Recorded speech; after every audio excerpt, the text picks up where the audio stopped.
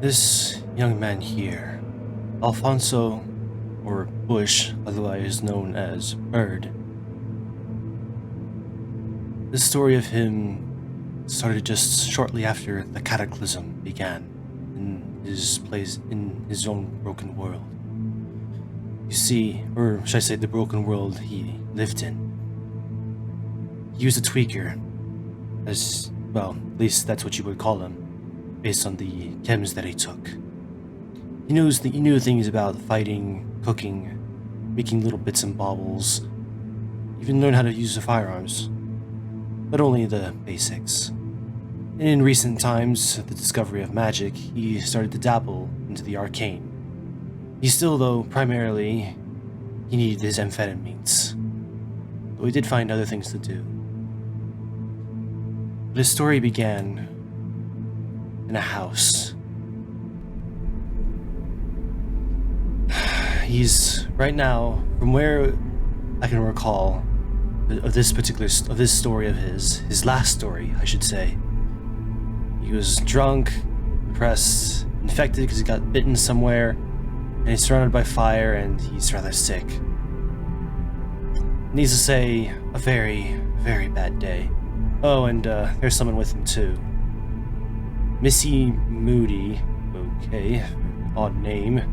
Why was she named that? Anyways, she seems calm, despite the fire.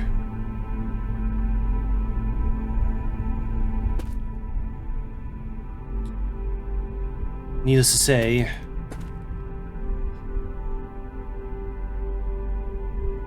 what was his name? Alfonso needed antibiotics, and he needed to get out of this house. There's some stuff here. Grab his duster. He put on a duster, bandana. He also put on a rain hood as well. Searching the bathrooms, he grabbed some cotton balls, and he found antiseptic, some codeine. He also grabbed a towel as well. There's an old rag there that he snagged as well. He thought about going outside, but decided to wait for a moment. Well, actually, he realized he couldn't wait long.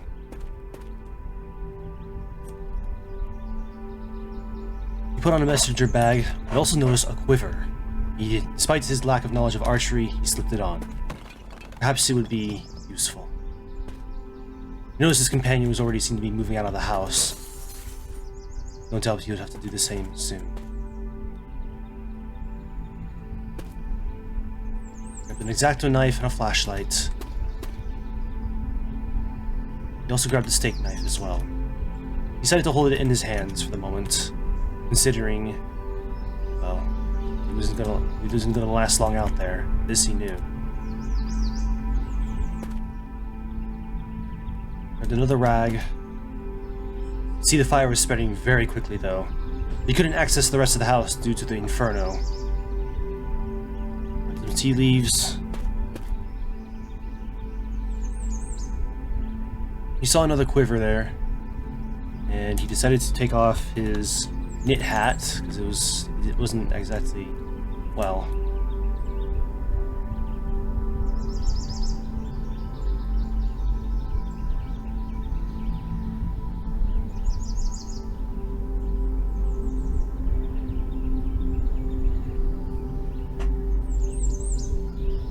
It was time to get going. It was clear he could not stay. Unfortunately, trouble was waiting right outside the door. Hoping to maybe slip away,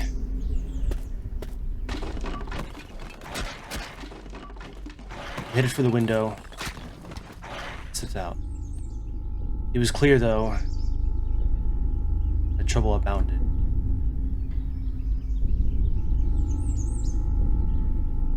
One could suppose maybe that he was rather quite a coward, but he left Missy Moody behind, not wanting to get killed himself.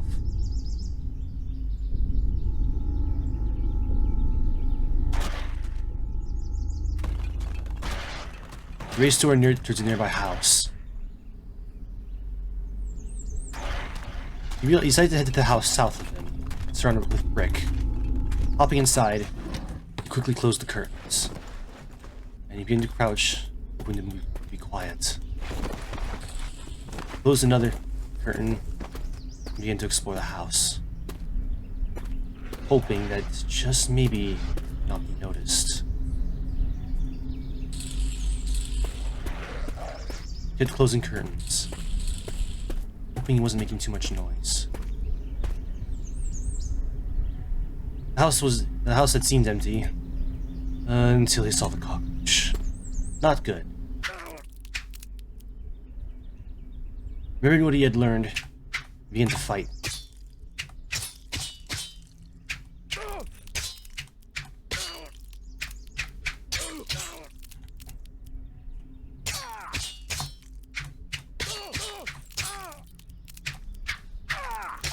It's rather frustrating fighting this cockroach.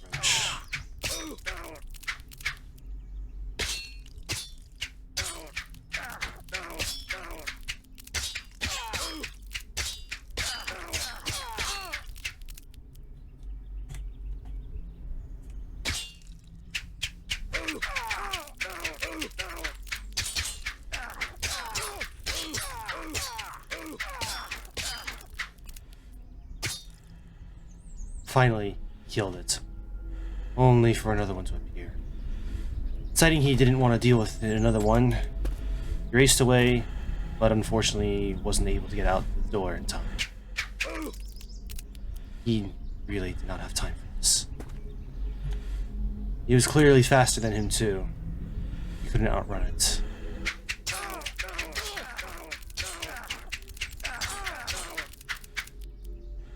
Deciding that something needed to be done, he dropped his quiver and his messenger bag. Unfortunately, he thought maybe it could help him, but in truth, then he realized his arms were broken.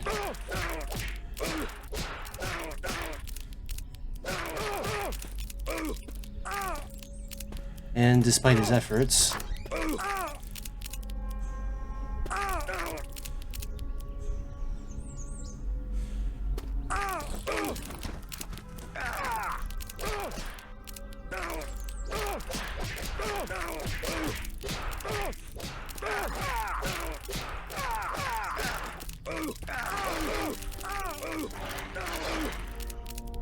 unfortunately though, he could not get away, nor could he fight back.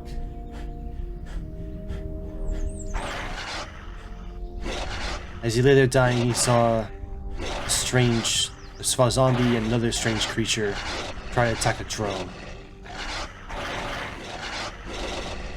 Finally, the sounds faded, and things turned black for the final time.